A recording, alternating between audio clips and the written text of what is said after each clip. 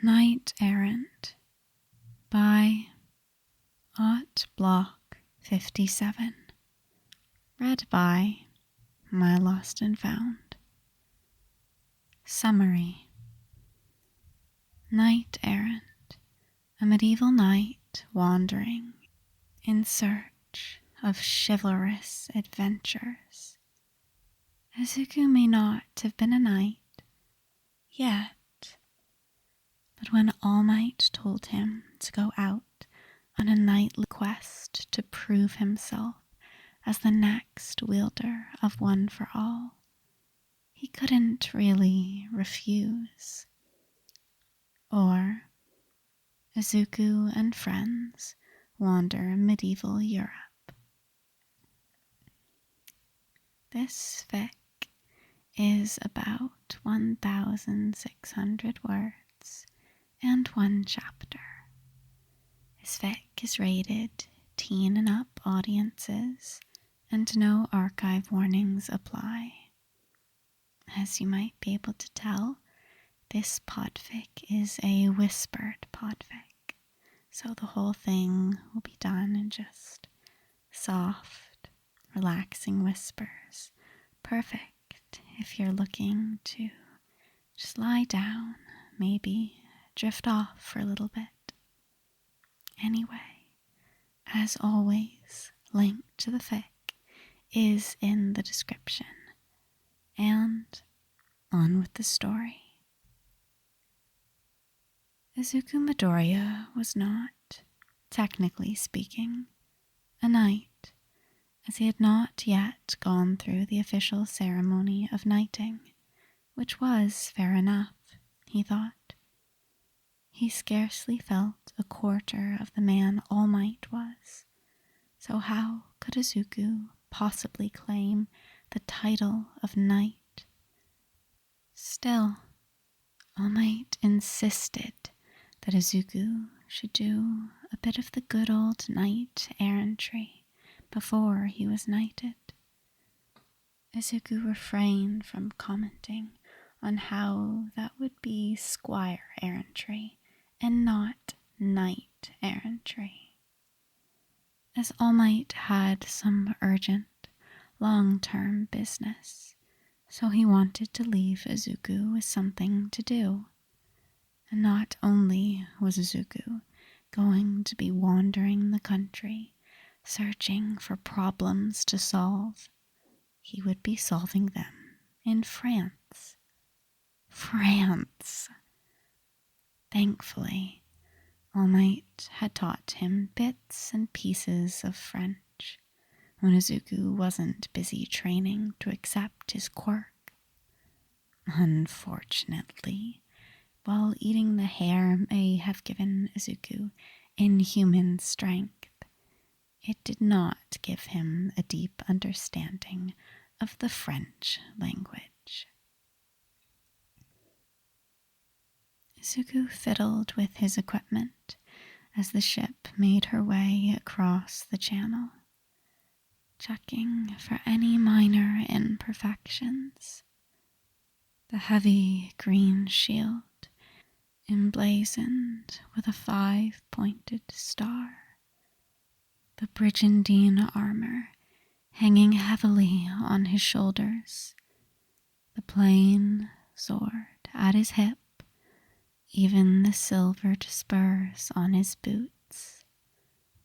While appearances did not necessarily a knight or squire make, he did wish to look his best before landing. He would do All Might proud. Unfortunately, the rolling of the ship on the waves made him queasy, and he did not want to imagine how his poor horse was feeling. He had never crossed anything larger than a lake or a river before, and his stomach was objecting most strenuously. He did not cut a very knight-like figure, huddled up in his cloak in the back corner of the ship.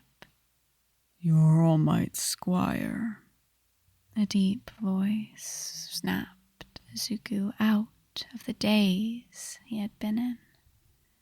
He looked up to see a towering man, or perhaps man wasn't the right word, considering his whale-like appearance. Izuku rose to his feet, was nearly knocked back down by the swaying of the ship, and gave a shaky bow. "Yes, Orga, sir." He couldn't help but feel he was being analyzed, picked apart by those intimidating eyes as they talked. "Is All Might a good teacher?" "The very best." When the hero finally had his fill, he simply left, presumably to dive overboard and continue patrolling the channel. Keeping the sailors of the channel safe was his job, after all. The King of England paid him a handsome sum to protect commerce. That sort of stable employment was the dream for heroes. It was much more consistent than wandering from court to court, looking for problems to solve. Although it could be argued it was less exciting. Calais was not the biggest city Izuku had ever seen, considering that he had once glimpsed upon the fair city of London, but it was still interesting. The streets were lively, the docks filled with workers who used their quirks to speed up the tedious work of loading and maintaining ships. Izuku spent more time gawking at the dry docks than he would have liked to admit before looking around. As it turned out, while his French was passable for slow, carefully plotted conversations with All Might, it was certainly not up to snuff when surrounded by fast-talking native speakers of the language, not to mention issues of dialect. Maybe it would be best to camp outside the city, lest he get scammed. He could probably hold off a brigand, but that sort of aggressive tactic wouldn't really work out so well in a crowded city. The last thing he wanted was heroes chasing after him. He had planned to spend his first night on the mainland under the stars anyways, although he ended up getting soaked by rain instead. Trying to use his shield to cover himself from the rain proved wildly ineffectual, but he eventually found a small, covered place to take shelter in during the night. Unfortunately, the rain had another consequence. It made finding tinder nearly impossible, meaning no fire to keep him warm, cook, not that he had found much food, or dry his clothes. Perhaps his mother was right when she worried that this trip was a little ill-advised, but it was only the first day. Maybe things would get better. Living off the fat of the land was a lot harder than Izuku had first assumed. His French was getting slightly better, as he really had no other way of communicating, but his own funds were going to run dry fast. He needed adventure. He needed food. So that was how he ended up on the banks of the Somme, trying to spearfish. In theory, his conditioning and the quirk he inherited from All Might should have made spearing slow fish very easy. Apparently, the fish never got the memo. Deku waded out of the river, tragically fishless, and plopped himself down next to his horse. "Thanks for keeping an eye on my armor, buddy." Honestly, though, who would steal some random squire's armor? Some nearby foliage rustled, and Izuku snapped around, nearly activating One for All in his haste to draw his sword, before the blade was caught in a solid wave of ice. "Hello?" A teenager with 2 colored hair walked out from behind the shimmering wall of ice. Izuku couldn't help but notice the scarring across his face, as if he had burned.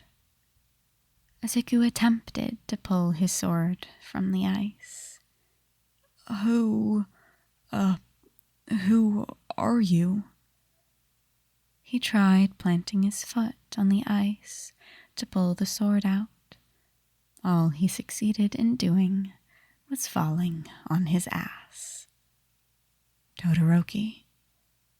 The boy walked up to the shore of the river, and with one stomp of his foot, he sent a flood of ice across the river, bridging it easily.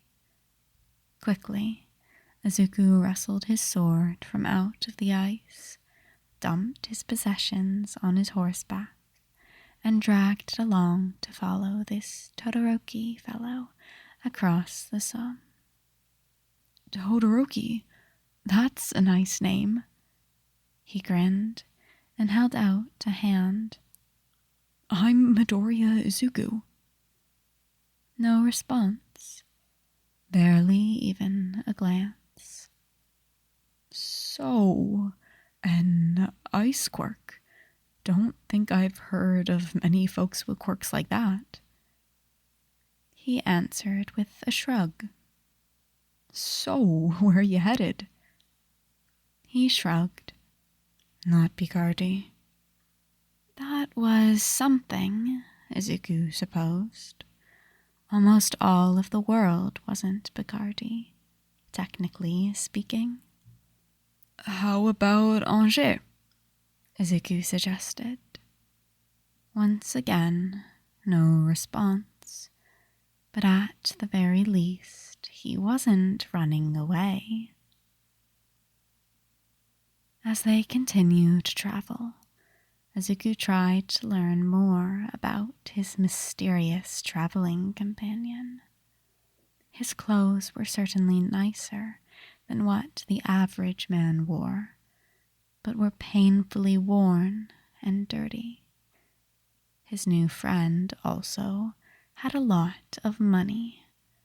Todoroki was unwilling to share said money, which was honestly fair. But it was more evidence in a growing pile, along with the horse he bought after they reached the next town. He didn't fall off, so presumably it was not his first time riding a horse. Izuku refused to believe he was the only one who had. They crossed into Normandy without any major issues.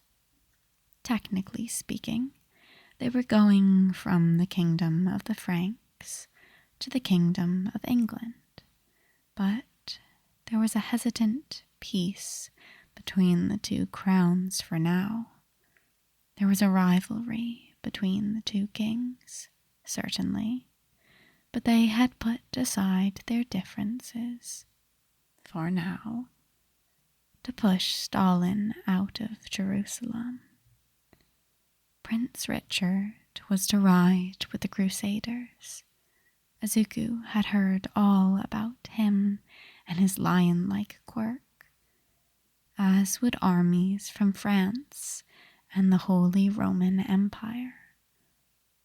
What this meant practically for Izuku and Todoroki was not much, other than a title on their revenues, which were, for Izuku, approximately 0. They could have dodged the tax by going on crusade, but that meant going on crusade.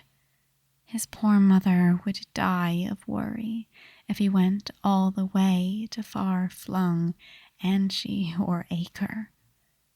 In theory, France was safer, even if they ran the risk of running into brigands and bandits empowered by quirks. Speaking of, a great flood of ice came from Todoroki, filling the air with a bitter chill, along with stopping several arrows dead in their tracks before they could hit the two. Presumably, the enemy had some sort of heating quirk, considering how the ice was quickly turning to steam, making aiming very difficult. Todoroki flanked left, and Izuku took the right. The poor, unfortunate brigand barely even got a glimpse of Izuku emerging from the steam before he was thoroughly walloped by the flat of Izuku's blade. Whether or not that was better than getting frozen into a block of ice was up for debate. Turning in the two bandits did earn them some reward at the nearest town.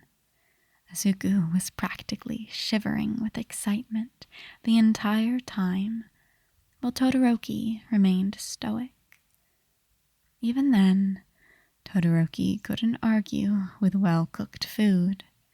They certainly didn't starve, especially with Todoroki freezing fish dead in their tracks in the rivers and streams. But having to melt the ice before eating was unfortunate. It was basically negated by the convenience of the fish floating to the surface, tidily encased in blocks of ice, but it was definitely odd. Honestly, Izuku was practically obligated to stick with Todoroki now. He had saved Izuku from a thief's arrow. So, wherever he was going, Izuku would do his best to help him there. Or maybe that wasn't it. If Todoroki was running from something, Izuku would help him face it. And that is all for this PODFIC. If you are still with me here, either just still willing to stick around and listen to my little end rambles, or perhaps struggling to stay awake if you are trying to sleep, I hope you have enjoyed. I enjoy doing these little whispered podfics. I can't remember actually if I have talked about this, but part of the reason that I like doing these so much is back during my first time doing voice team, I'm pretty sure it was, there was a challenge, and it was one where you record 2 versions of a podfic, and if you've listened to some of my whispered podfics before, you may recall what I'm talking about, like the challenge, I mean. But anyway, someone on my team did a whispered PODFIC specifically as a gift to me. Everyone on the team liked Harry Potter, so it was kind of our team theme. And I think I had said either in channel or they asked specifically if there were any tags or ships that I enjoyed, and they picked out one that they thought I would like. And for one of the versions of the podfic that they recorded, they podficed specifically a whispered kind of ASMR, like they did some noises like that kind of stuff, and like they started, it's very informal. It really felt like just a gift from a friend. They talked to me a bit about, like, not about the fic, about what they were doing. I think at one point a train went by their window or whatever, and I just loved it. I've listened to that multiple times. It never fails to help relax me and help me go to sleep. So I think that is where my, I guess, love for relaxing ASMR-y, whispery podfics came from. But another thing is I just also find it relaxing myself to record these. I'm recovering from being sick right now, so my voice isn't exactly where I would want it to be for recording my normal, podfics. I did do a short chapter of a multi-chapter fic that I have been in the process of recording, and it was okay, but I think you could still tell that my voice was a little scratchy. But then I thought, that's actually kind of perfect for a whispered podfic. Yeah, there's just something about that little bite of rasp that sometimes just tickles my brain in the right way. So, and it is like, nearly midnight. I have had a long day of uni. I'm not sure if it was exactly like 12 hours at school.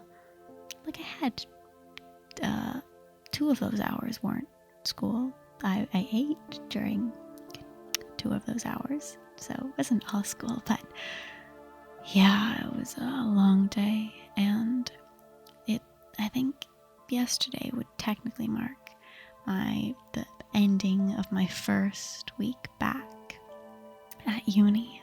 So it is, and I got sick. I got sick after my first day. 2 of my professors actually had said that they were sick and recovering and that their voices weren't where they wanted it to be on the first day. So it was lovely that I, caught frosh flu immediately. But, maybe that means it's out of the way. Anyway. What I mean to say is, sick, recovering voice. Thought it might be nice for podfic. Whispered podfic. Anyway, yeah, it's late. Not bothering anyone because of how quiet this is, but I am nice and relaxed, and I think I will be getting to sleep so I can get up bright and early and do another long-ish day at school tomorrow. Anyway, if you have enjoyed, please go leave some love for the original. You don't have to do it now if you are just, lying down.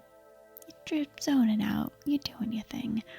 But when you do get up, move around, maybe put on a different PODFIC or whatnot, try to remember to go to the original, leave a kudos or a comment, whatever you can. This fic only has 48 hits at the time of recording this podfic, so it could definitely use some more love. And it was published in 2021, so it's not that it's just new. So anyway, yeah, if you guys enjoyed, go leave some love. But yes, that is all for this time. And I will see you guys next time. Bye!